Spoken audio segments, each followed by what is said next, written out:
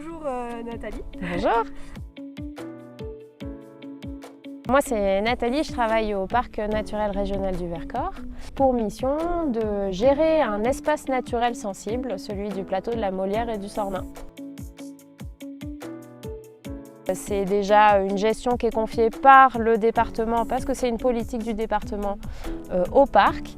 On a une grande feuille de route et on doit mettre en place des actions qui vont de l'acquisition de connaissances scientifiques, naturalistes. On travaille avec le monde de la recherche pour mieux comprendre les espèces animales, végétales et les milieux qu'on cherche à préserver parce qu'ils sont en danger pour certains. Et à la fois, il y a un gros volet de sensibilisation où on fait des animations grand public. On travaille avec les professionnels pour des animations scolaires et puis on travaille aussi avec les acteurs du site, que ce soit avec le monde du pastoralisme, les sylviculteurs, l'ONF, les gérants de gîtes et refuges, pour que tous ces usages-là puissent s'opérer sur le site, faisant en sorte que ça aille toujours dans la logique de préservation du patrimoine naturel.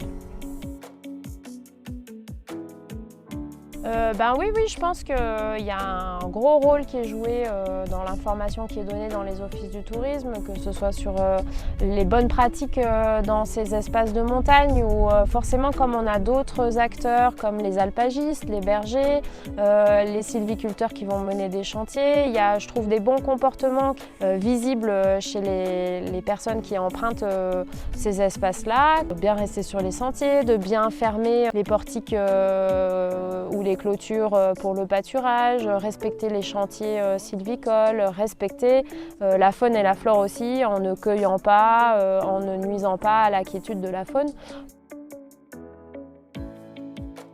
Là-dessus, nous, on est aussi sur le terrain avec les éco-gardes du parc et avec des services civiques pour faire un petit peu de l'information.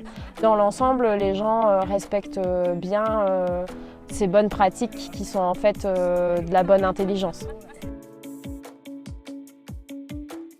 Alors par exemple sur le plateau de la Molière et du Sornin, on a deux alpages, un alpage de génisse qui n'est pas gardé par des chiens de protection, mais on a aussi un alpage de brebis qui lui est gardé par des chiens de protection. Et c'est vrai qu'eux, ils ont la mission de protéger contre toute intrusion. Donc ça peut des fois surprendre quand on arrive à proximité parce que les patous vont donner des signes de méfiance, donc ils vont aboyer, ils vont grogner.